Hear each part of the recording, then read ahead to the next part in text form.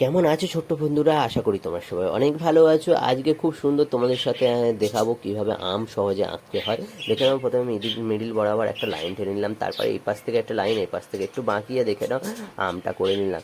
এবারে এই আম সহ যেহেতু পাতা করতে চাইছি, সেইভাবে আমাদের এইটাকে মোটাটাকে একটু কেড়িয়ে বাঁকিয়ে এই সাইড থেকে নিয়ে গেলাম, আর এই সাইড থেকে এইভাবে নিয়ে গেলাম।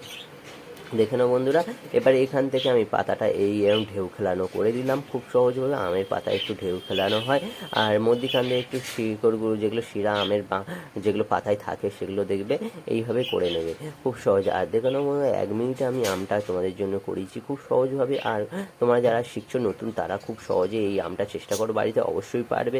আর যারা আমার চ্যানেলে নতুন, তারা অবশ্যই আমাকে সাপোর্ট করো আর সাবস্ক্রাইব করো।